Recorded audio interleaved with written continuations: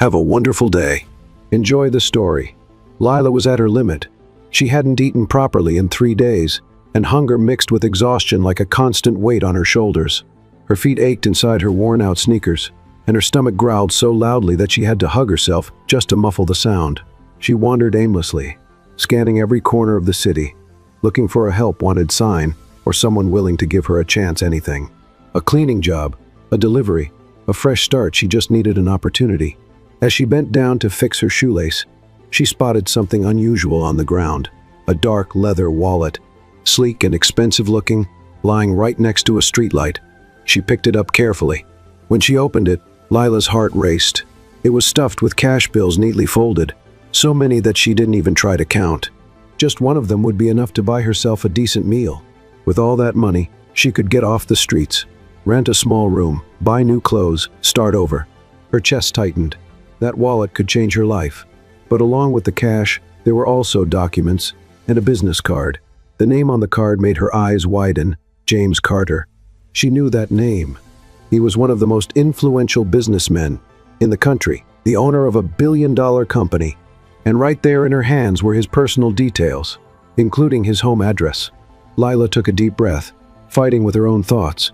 The need was overwhelming, but inside her, something spoke even louder, her grandmother's voice, repeating the words she had heard all her life.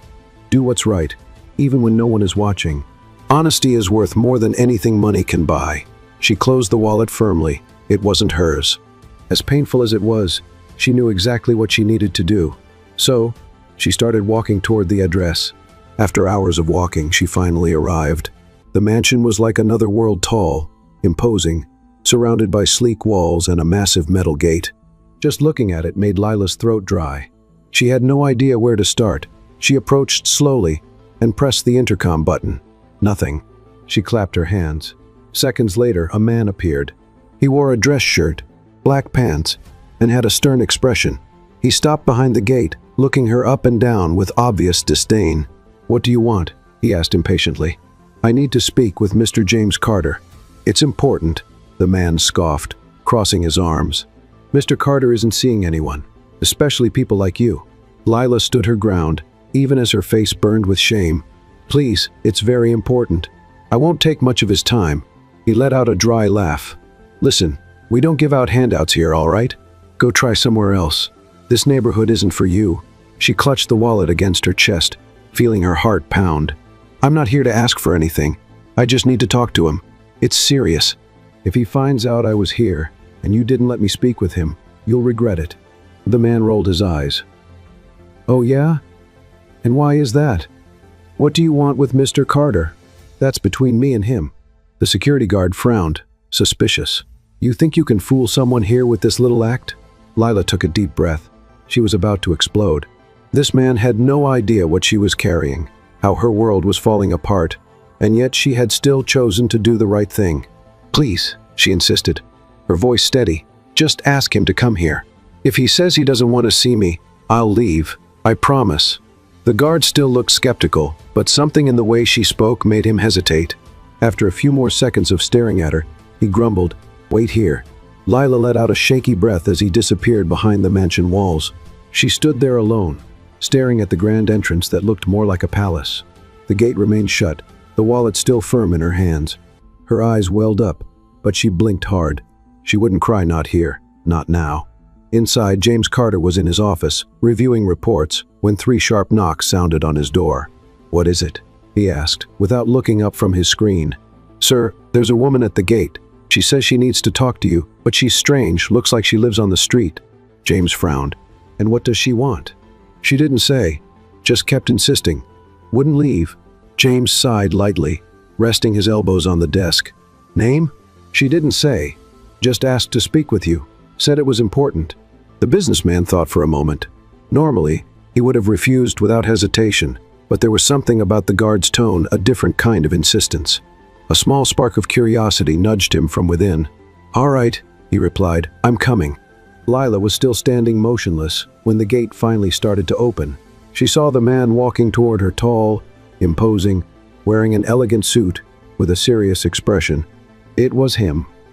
James Carter stopped in front of the gate, his brow slightly furrowed, observing the woman with a tired look, worn-out clothes, and steady eyes.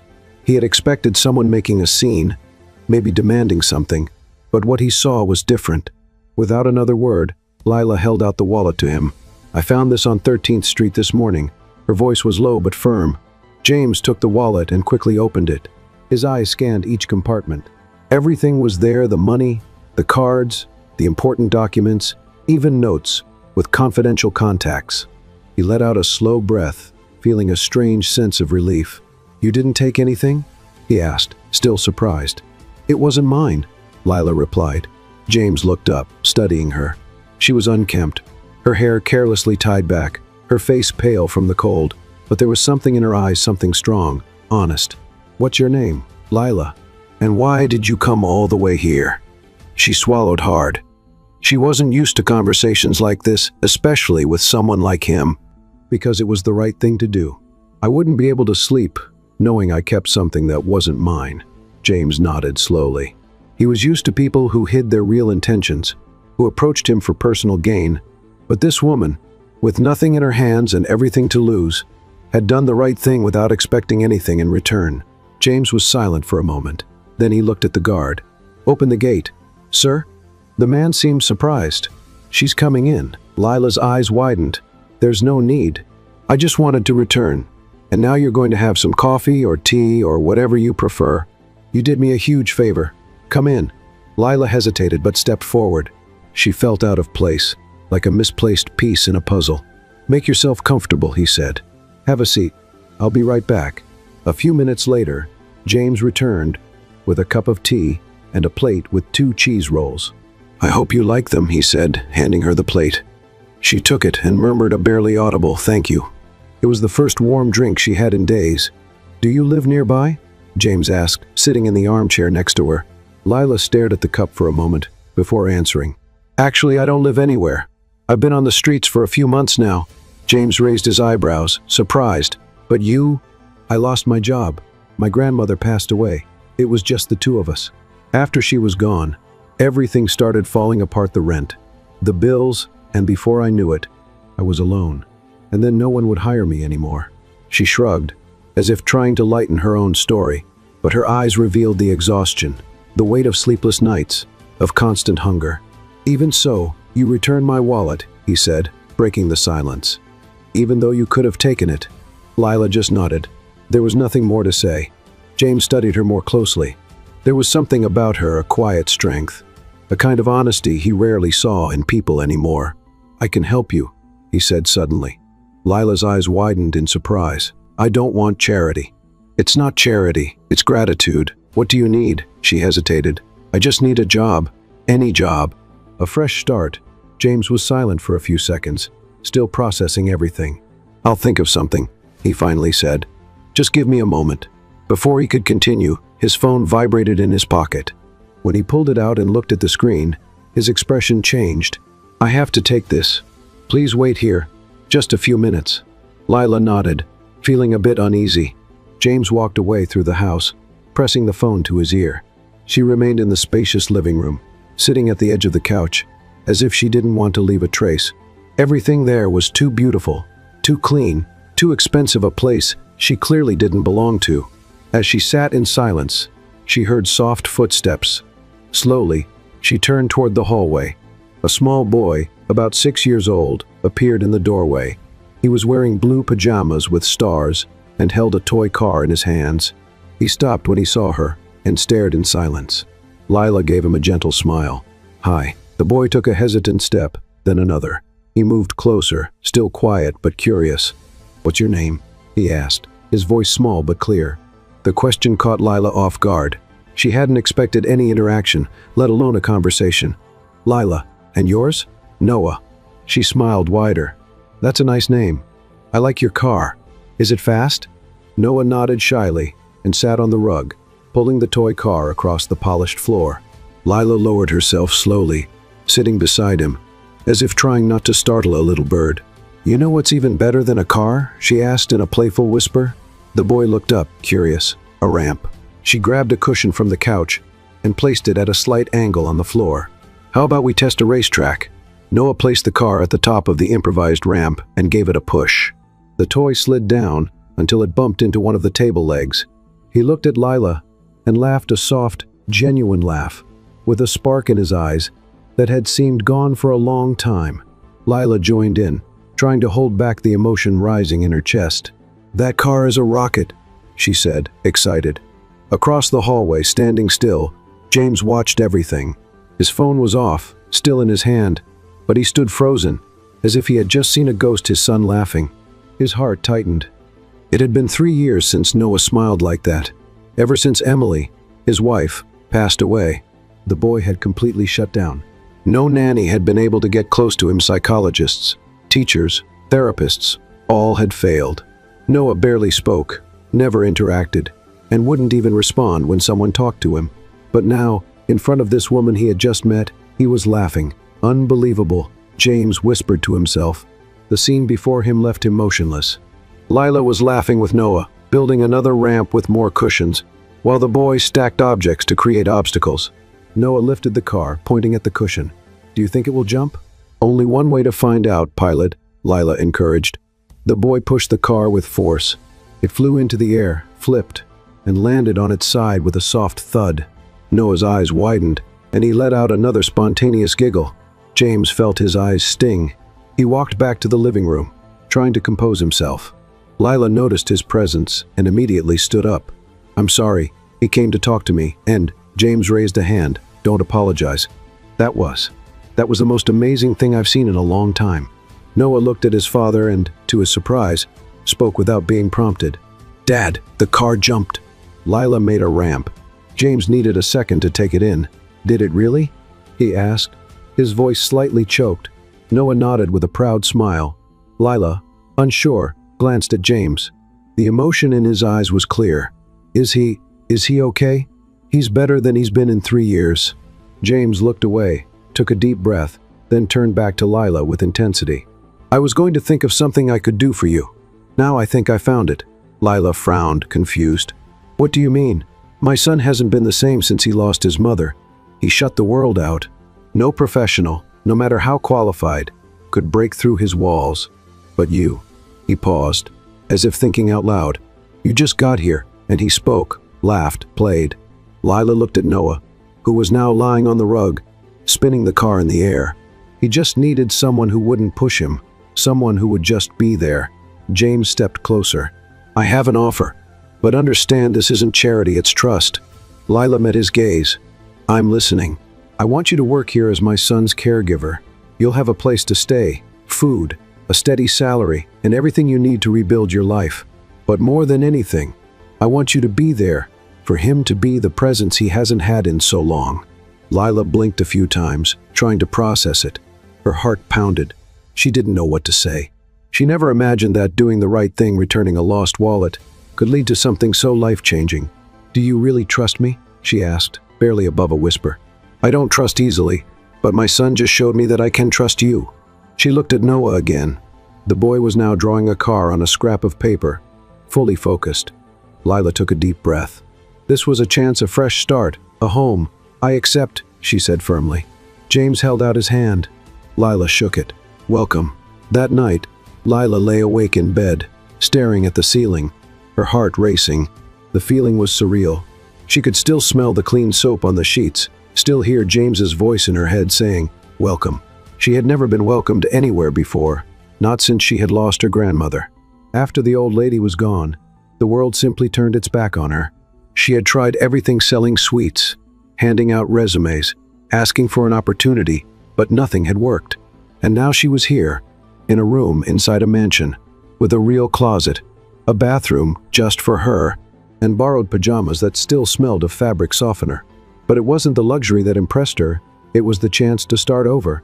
The next morning, Lila walked down the stairs slowly. Her bare feet felt the soft touch of the expensive carpet. When she reached the kitchen, she found Mrs. Clara, the housekeeper, serving breakfast with quiet elegance. "Good morning, dear.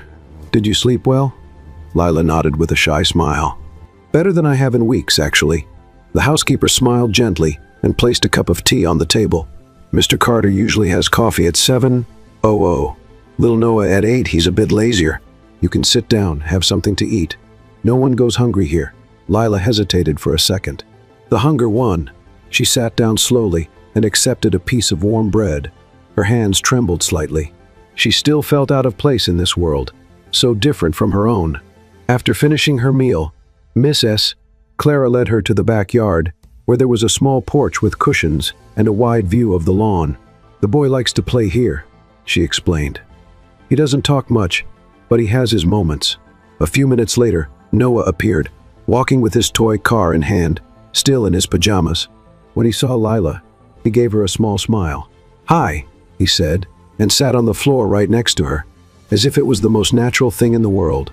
Lila sat down too, not saying much, just watching the boy play. She didn't need big speeches, just being there was enough. "The car is broken," Noah suddenly said. "Huh? Let me see." He handed her the toy, and Lila examined it carefully. The front wheel was loose. "Nothing a little tape can't fix." "Do you have magic tape around here?"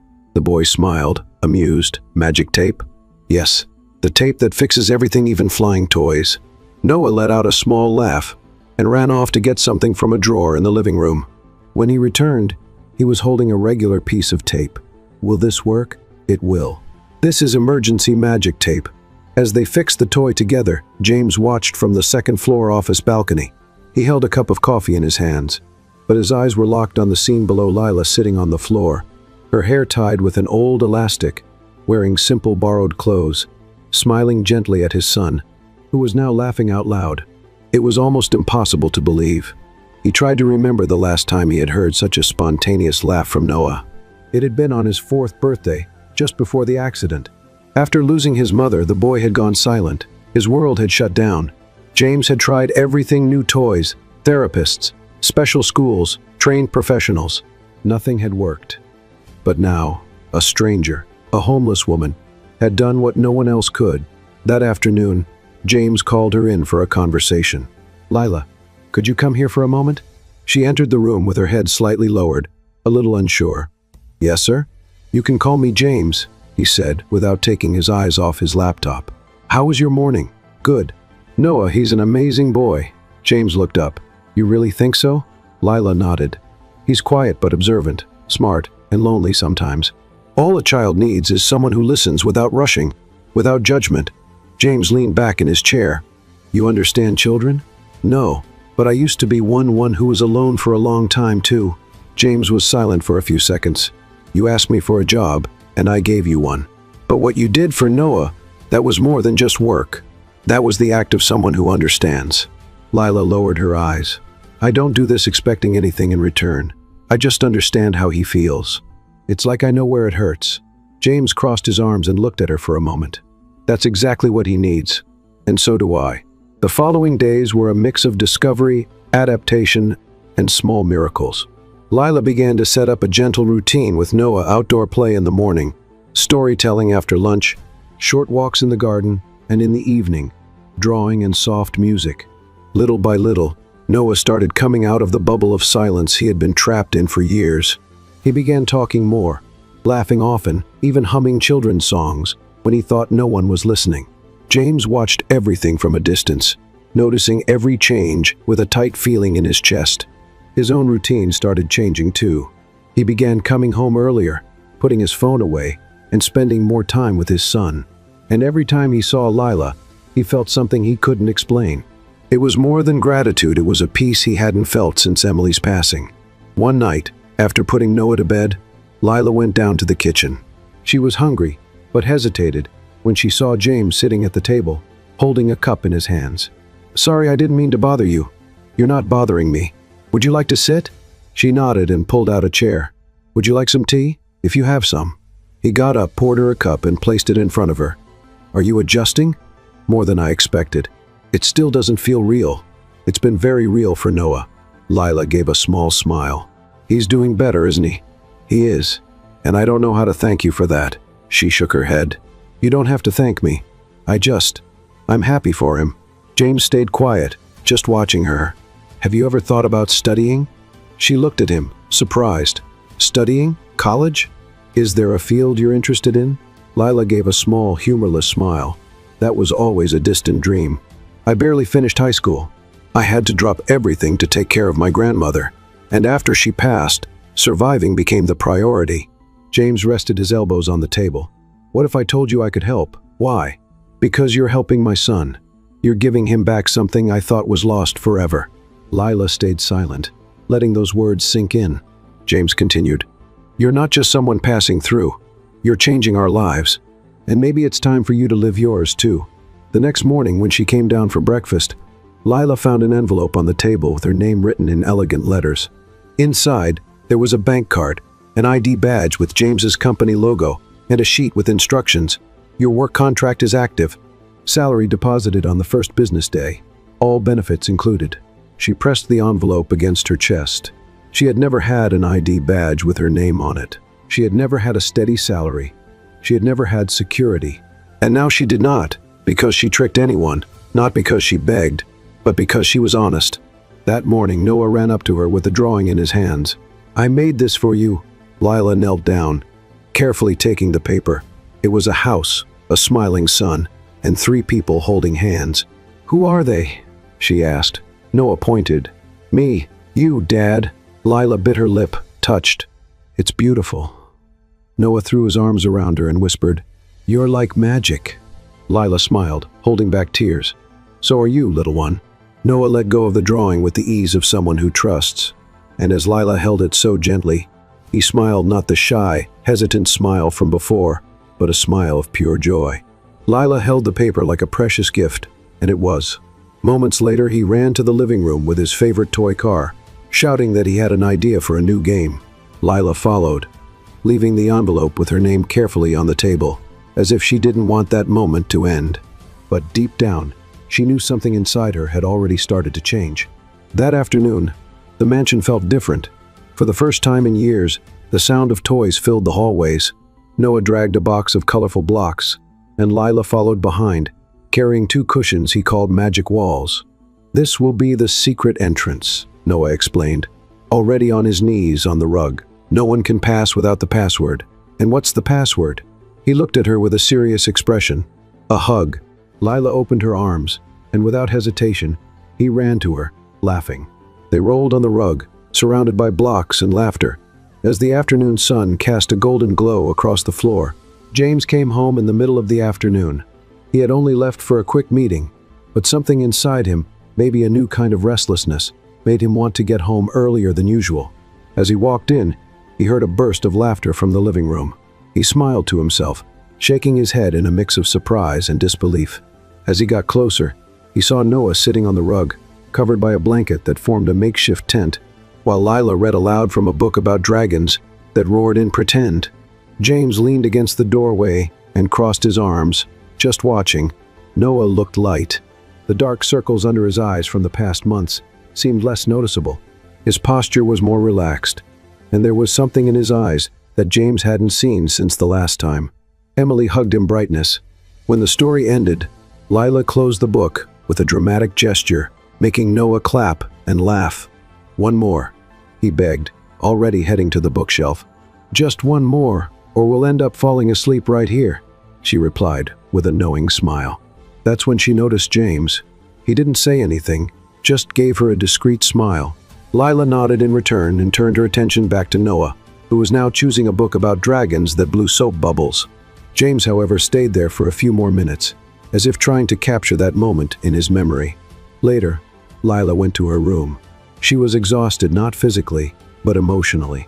The joy of the day, combined with the quiet sense of safety she was starting to feel in that place, was something completely new. She sat on the bed and opened the notebook she had been carrying ever since she left her grandmother's house. It had more blank pages than written ones, but that night she felt like writing, "Today, a little boy hugged me and told me I'm magical.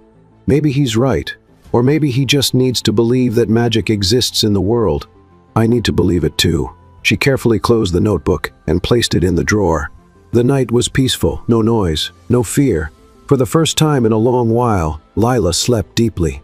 The next morning, Lila went down to the kitchen and found Miss S. Clara preparing breakfast with her usual calm and organized manner. But this time, there was a second plate on the table, scrambled eggs, fruit, and a glass of juice. "Is this for me?" The boy asked for it, Mrs. Clara said with a small smile. He said Lila needs to eat like him because getting strong is important.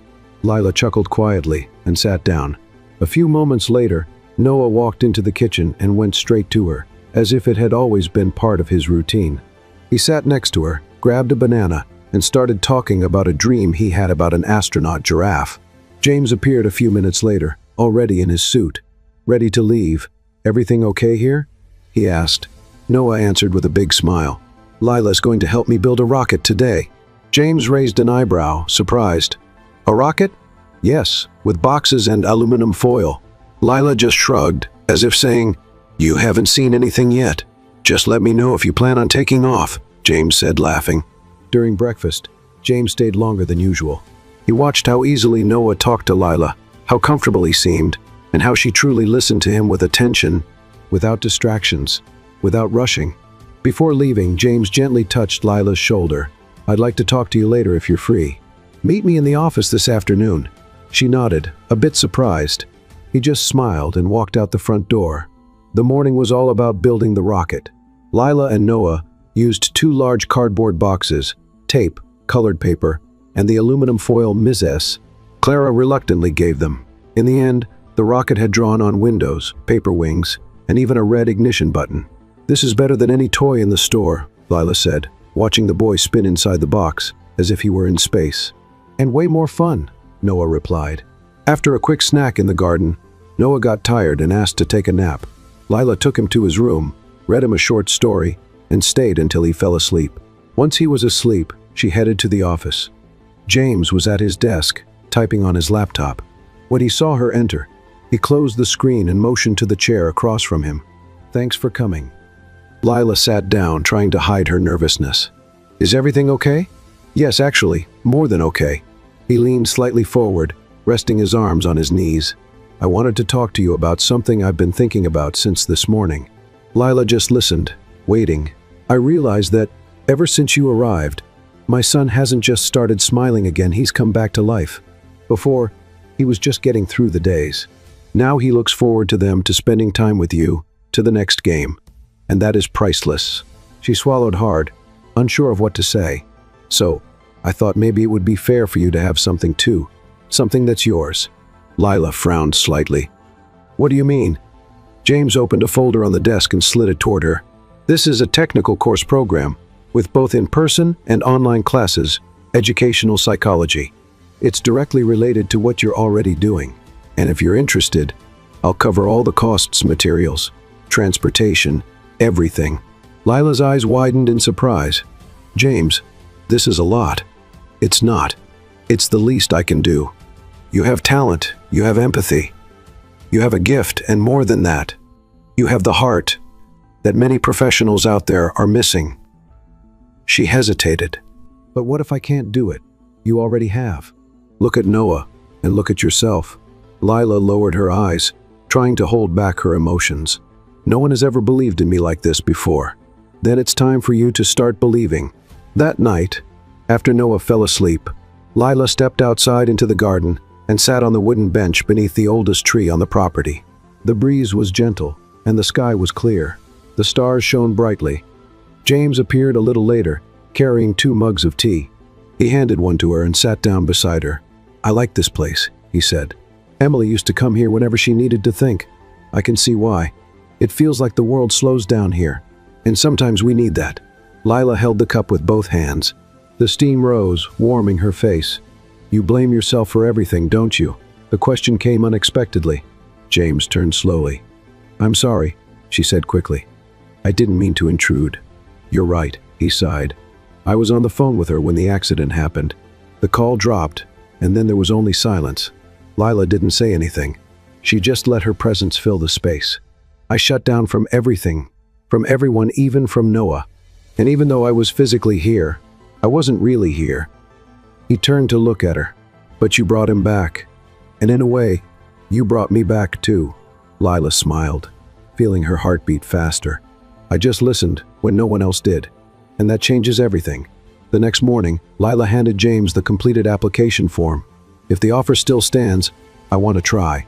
James gave her a sincere smile. "It stands more than ever." She held onto the paper for a moment before letting it go, and as she did, she felt like she was leaving the past behind. The morning started quieter than usual.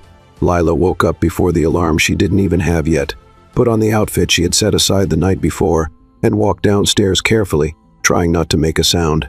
As she passed through the living room, she noticed the cushions were neatly arranged, and Noah's toys were no longer scattered everywhere.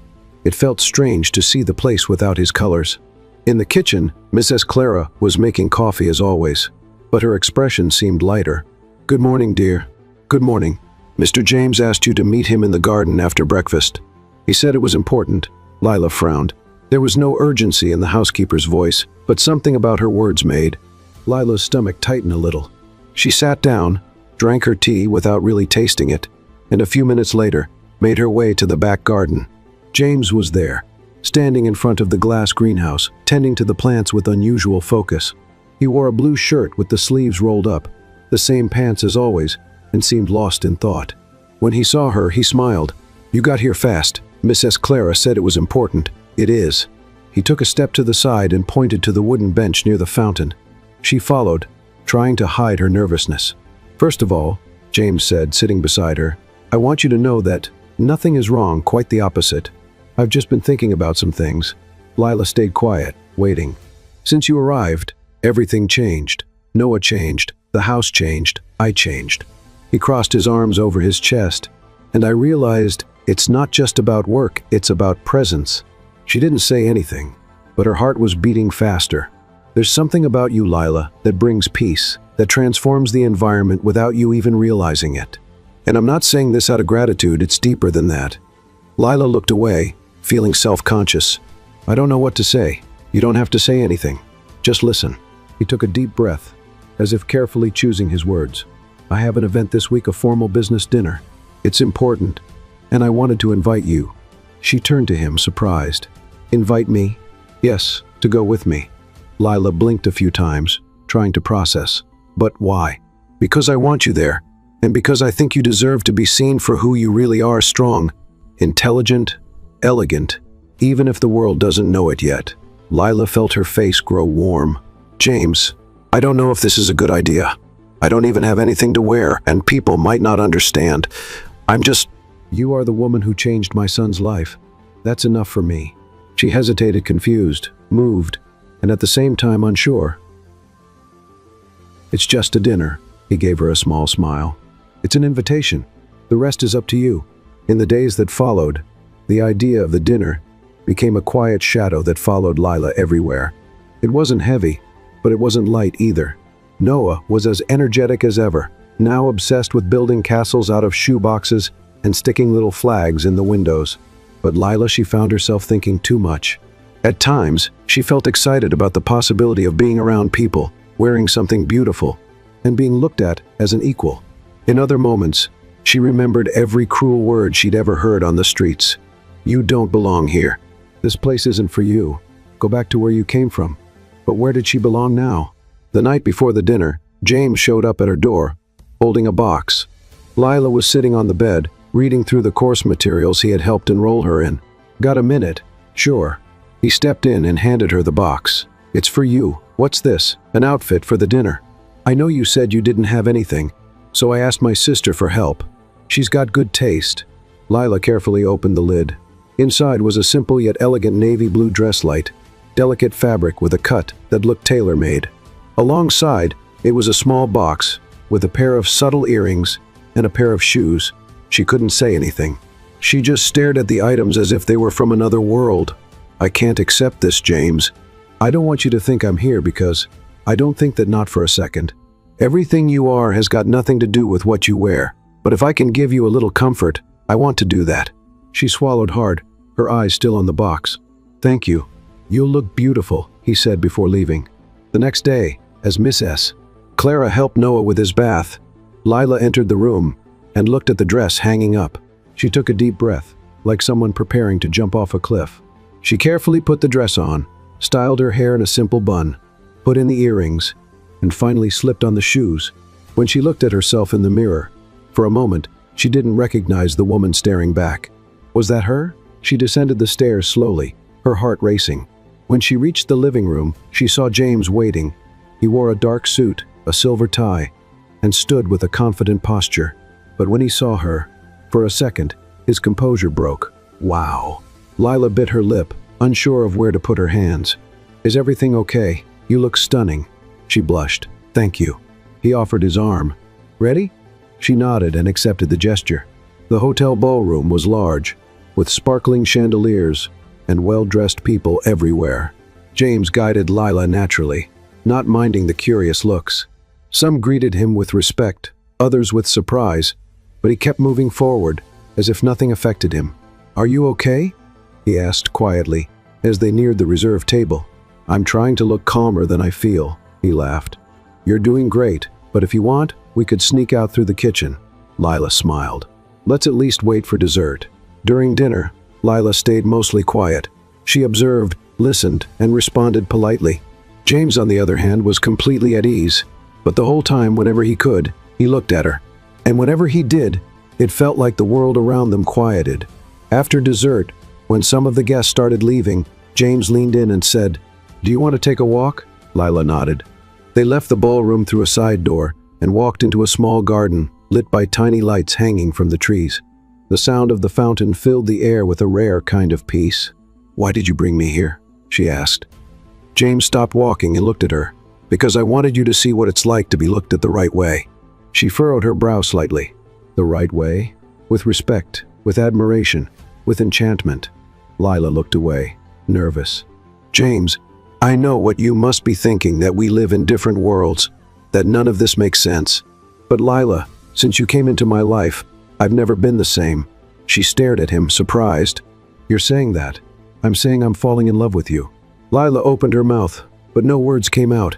James took a step closer. I'm not asking for anything right now. I'm just being honest because you deserve that too. She felt her eyes start to tear up. I need some time. I'll give you all the time you need. I was just a man who hadn't smiled in 3 years, and now I can't stop smiling. She laughed through the tears. James, it's okay, Lila. I just wanted you to know. The rest will build slowly. She took a deep breath, trying to organize her thoughts.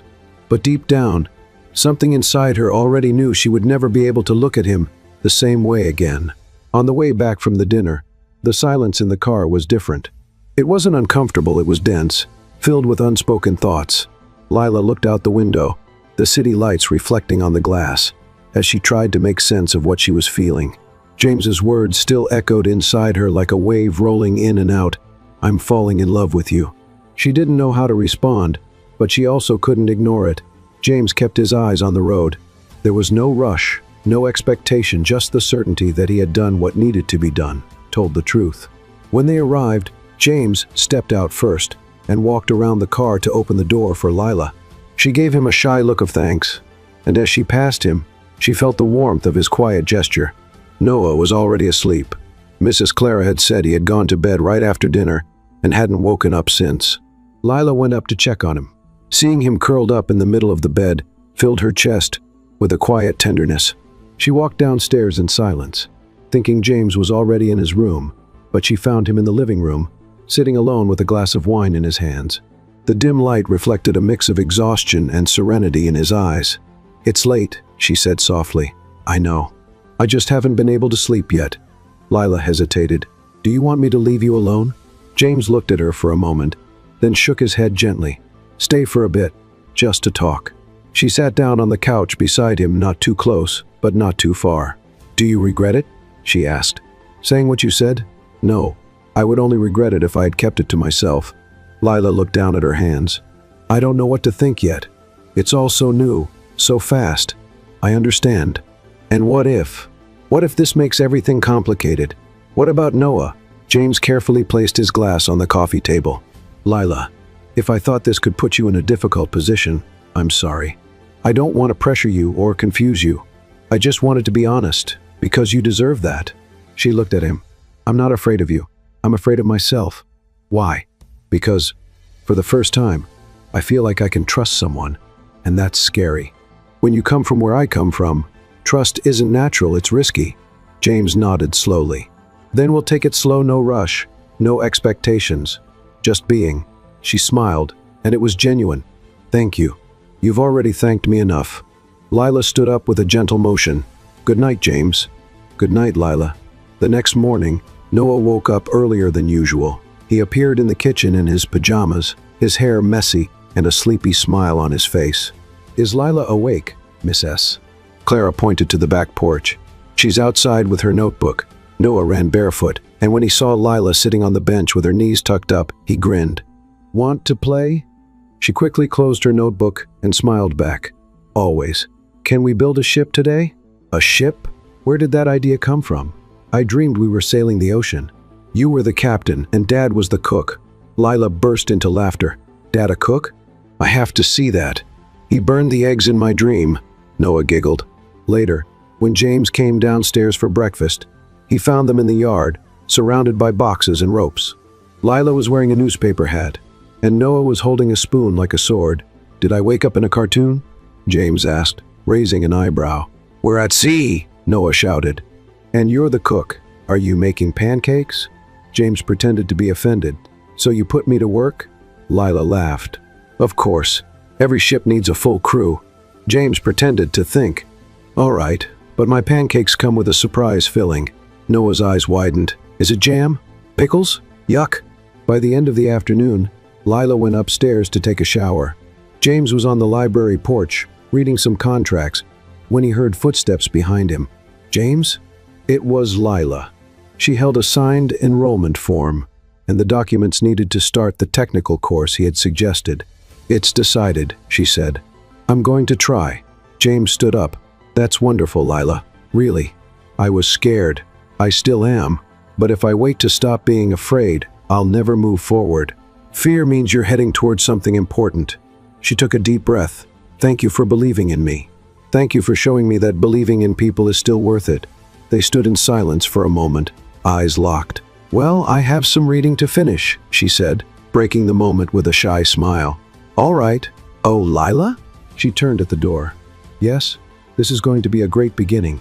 Throughout the week, James and Lila started running into each other more often outside of their time with Noah, sometimes at the cafe, other times at the library, or even in the kitchen when she was making something she had learned from her grandmother. Their conversations became more natural. Their glances lasted longer. Their silences felt fuller. One evening, while Lila was washing the dishes, James walked up to her, holding a glass of juice. "Need some help? Do you know how to wash dishes? I know how to run multi-million-dollar companies, but dishes? That's a challenge." "Then start by drying." He grabbed a towel and stood beside her. They worked in silence for a few minutes until James spoke. "Do you believe people can find their way back to each other, even after getting lost?" Lila thought for a moment. "I do, but only if they want to, and if there's someone waiting for them on the other side." James nodded. "I lost myself after Emily was gone. Everything lost its color. Noah became my only focus. But now, sometimes I see a glimpse of light where there used to be only darkness." Lila looked at him gently. "And what will you do with that light?" He held her gaze for a few seconds, then gave a small smile. "Try not to put it out." The next morning, Lila went downtown to buy supplies for her course. James had given her a company card for study-related expenses, but she refused to spend more than necessary. When she returned, she found Noah in the garden, waiting for her with a crumpled flower in his hands. "This is for you," he said. "Wow, it's beautiful. I picked it from the garden. Mrs. Clara got mad, but I told her it was special." Lila hugged him. "It's the most special flower I've ever received." Later that afternoon, Lila walked up to James with an envelope. "This is what's left of what you gave me. I only bought what I needed." "Lila, you don't have to." "Yes, I do. I want you to know I'm grateful, but I don't want to take advantage of your generosity." He took the envelope, looked at her and said, "You're one of the most honest people I've ever met." She smiled. "And I'm just getting started." James took a deep breath, like he wanted to say more, but he held back. "I know." Later that night, James walked into the living room. He found Lila sitting on the rug with Noah asleep in her lap. She was gently running her fingers through his hair, a peaceful look in her eyes. He fell asleep here. He couldn't stay awake until the story was over. James stepped closer, crouched down, and carefully picked Noah up. The boy curled up against his father with a deep sigh. Lila watched. "You two have a beautiful bond." James looked at her as he stood up. "He started smiling again because of you. He just needed to remember how." "And me?" Lila bit her lip. "Maybe you just need to trust what you're feeling. James paused at the hallway door. What if I already am? She didn't answer, but her smile said it all. Mornings at the mansion had changed. The silence that once filled the halls was now replaced by sounds that had been missing for a long time, running footsteps, muffled laughter, curious questions, and even children's songs playing at the lowest volume. Noah woke up early, almost every day, full of excitement no one could quite explain except Lila. She was the reason. And to James, she was the answer to everything that had been happening. That week, something new had started.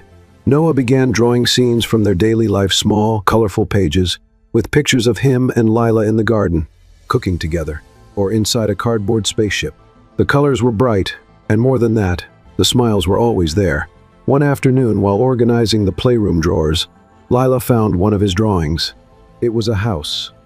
At the top, he had written, "My home." Inside, he had drawn himself, Lila, and James holding hands. She stood there, holding that piece of paper like it was priceless. Mrs. Sayas. Clara, who had mostly been an observer until then, started to step in more. One day, while slicing fruit in the kitchen, she looked at Lila with a smile that held both admiration and understanding. "The boy came back to life," she said without looking up. And not because someone told him to smile. Lila was washing dishes. She turned slowly. "I just stayed close. He's the one who decided to open up. People only open up when they feel safe." Miss S. Clara wiped her hands on a dish towel. "And not just anyone can offer that kind of safety." Lila smiled but didn't reply. She still found it hard to accept compliments, but deep down she knew something had changed. On Friday night, James got home later than usual. Meetings had run long, and he lost track of time. When he walked through the door, the clock was already nearing 10. He was exhausted, but still, he went straight to Noah's room. He opened the door slowly and found his son fast asleep next to the bed on the mattress. Lila pulled out every night. She was also sleeping, her face calm, a closed book resting on her chest. James stood there for a moment, just watching. It was a simple scene, but it hit him deeply. Since Emily's passing, he hadn't seen his son sleep so peacefully. And he never imagined that it would be another woman, someone who had been a stranger just days ago, who would bring that sense of peace back. He walked back downstairs quietly. He poured himself a glass of water but didn't drink it. He just stood there in the kitchen, feeling the world move slowly around him. The next morning, Noah walked into James's office, holding a box. "Dad, can I show you something?" James closed his laptop. "Of course." The boy climbed onto the leather chair, set the box on the desk, and started pulling out drawings he had made during the week. Each one captured a different moment, Lila pushing him on the swing, the two of them making pancakes, the house glowing with stars drawn on the ceiling. James looked at them in silence, paying close attention. "You drew all this?" Noah nodded with a shy smile. "I like keeping good things." James gently touched one of the papers. "Do you miss Mom?" The boy was quiet for a few seconds, then nodded again. "But now I miss her less." James swallowed hard. "Why?" "Because now there's Lila, and when she's here, my heart doesn't feel so heavy." The words hit directly, without hesitation. James felt his eyes sting, but he didn't let the emotion take over completely. He pulled his son into a silent, tight hug. Later, when Lila walked into the office with a cup of tea, she found the drawings still spread across the desk. "He showed you?" James looked up. "He did all of them, and he told me something I'll never forget." Lila set the cup down carefully. "Noah has a rare sensitivity. It's like he understands the world without needing many words. He said his heart doesn't feel heavy when you're around." Lila froze for a second. "He said that?" James nodded. "And I understand what he meant. I feel it too." She looked away, swallowing hard. "James, I'm not pressuring you, Lila, but we can't keep pretending this is just a working relationship. It's growing, and I can't ignore it." Lila slowly sat in the chair across from him. "I can't pretend either, but I'm afraid." "Of what?" "Of believing I can be part of this and then being cast aside or not being enough." "You already are. Since the day you walked through that door with my wallet in your hands." She let out a small laugh, trying to hold back the emotion. "Who would have thought a lost wallet would change everything? I lost so much back then, Lila. But maybe now I found what really matters." In the days that followed, things kept changing, even in silence. Noah started asking Lila to stay for dinner.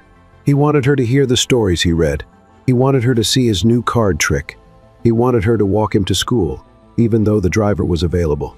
And James started checking the time more often at work. He began turning down evening meetings. He started coming home because he wanted to, not out of duty, but because it felt like home. One night, after putting Noah to bed, Lila was making tea in the kitchen when James walked in. Saying nothing, he leaned against the counter, just watching her. "What is it?" she asked, smiling. "Nothing.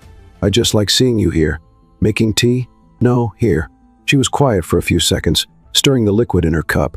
"You make me feel at home, too." James stepped closer slowly. "Lila," she looked up. "Yes? I know you're still figuring this out, but when you're ready, I want to show you a world that has nothing to do with status or wealth, a world where we can just be." Lila smiled. "What if I've already been in that world, and I just now realized it?" James gently touched her hand. "Then welcome." On Saturday, Noah ran to Lila's room with an unexpected request. "Can you help me with a surprise?" "Of course. What are you planning?" "I want to make dinner for Dad." Lila raised her eyebrows in surprise. "Dinner? Yeah, he always comes home tired.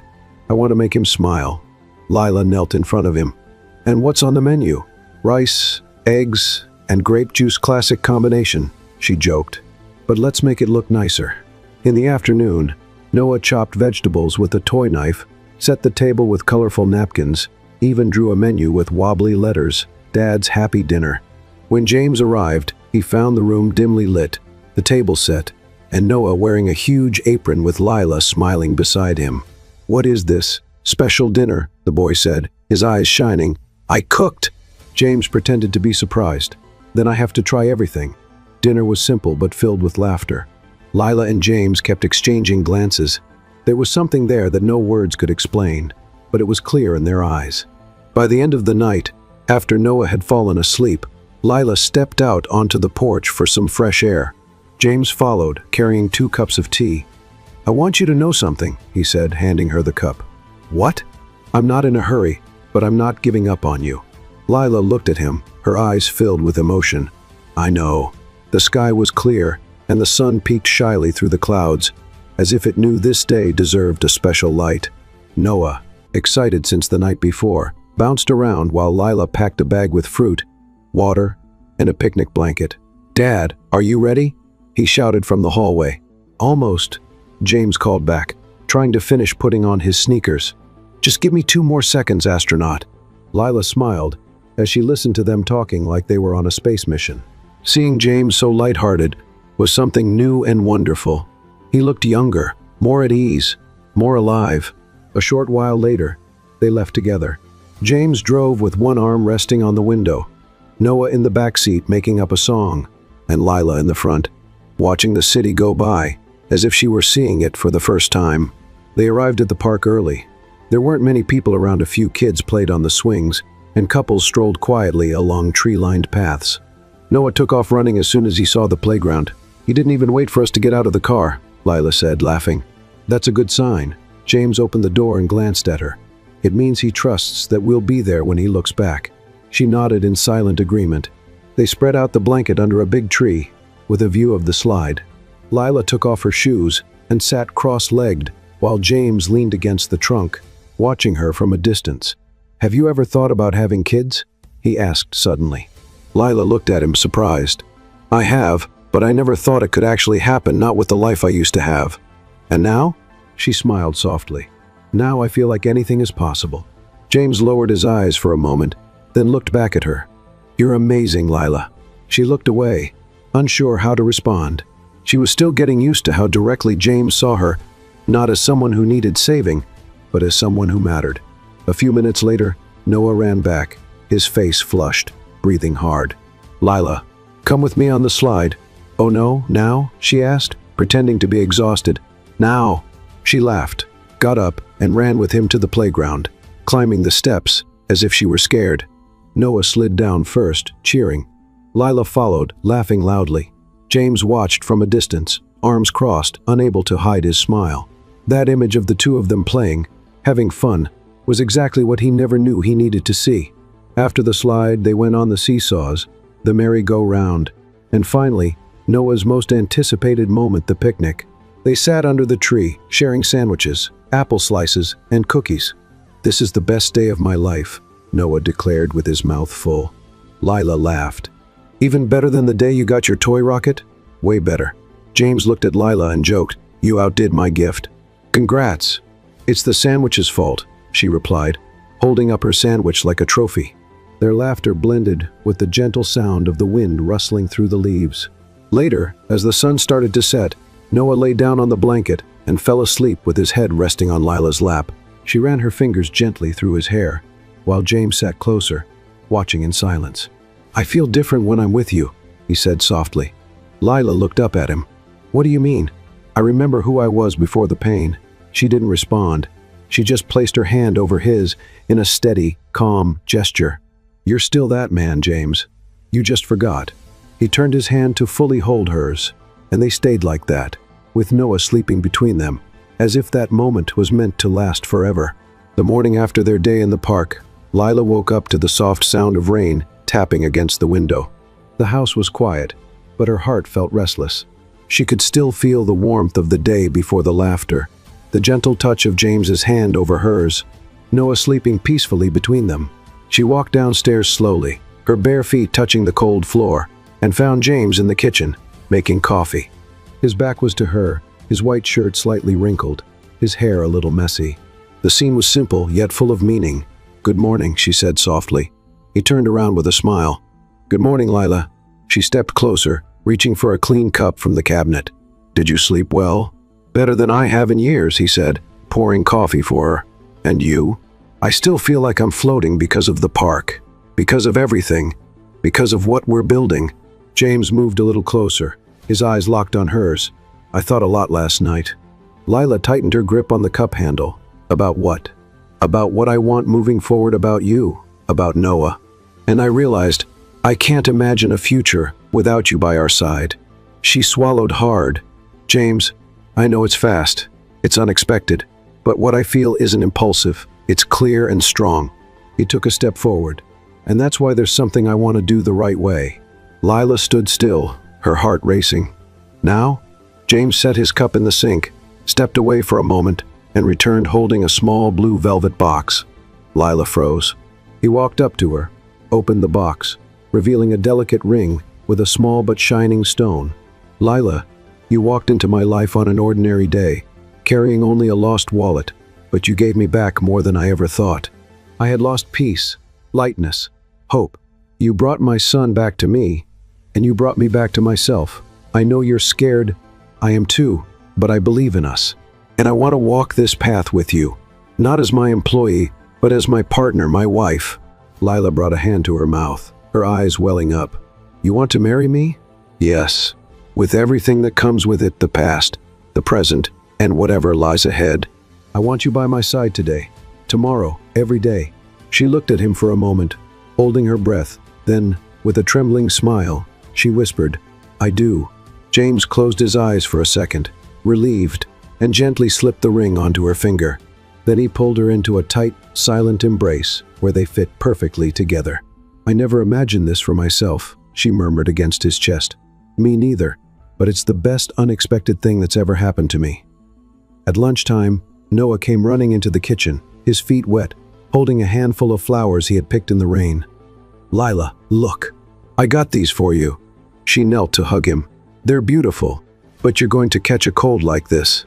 Dad said you're going to be my new mom. Is it true?" Lila glanced at James, who was leaning against the counter, smiling. "Yes, buddy," she answered, her voice unsteady. Noah threw his arms around her neck. "I always wanted this. Now I have a real family." Lila held the little boy tightly, her heart overflowing. "We've always wanted you too." James stepped forward and hugged them both. And there, in that small bundle of arms and hearts pressed together, there was more love than in any grand party or empty promise.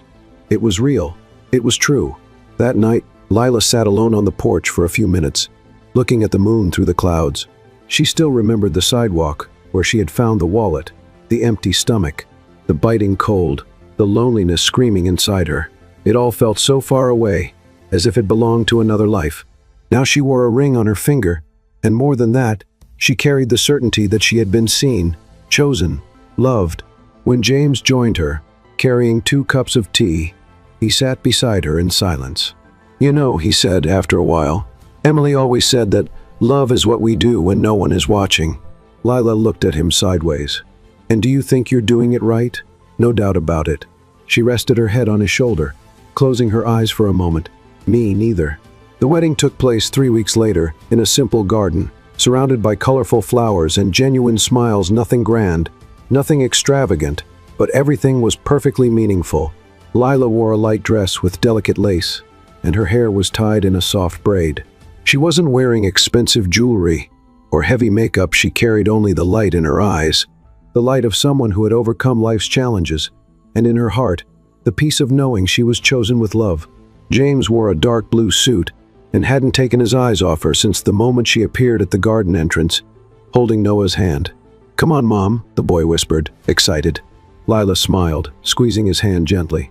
"I'm right here, my love." It was Noah who walked her to James, taking small, proud steps, carrying a little box with the wedding rings. All eyes were on them, a picture that spoke for itself. When it was time for the vows, James spoke first. "Lila, when I met you, I had lost faith in so many things, in hope, in the future, in love. But you walked into my home, bringing more than honesty. You brought life.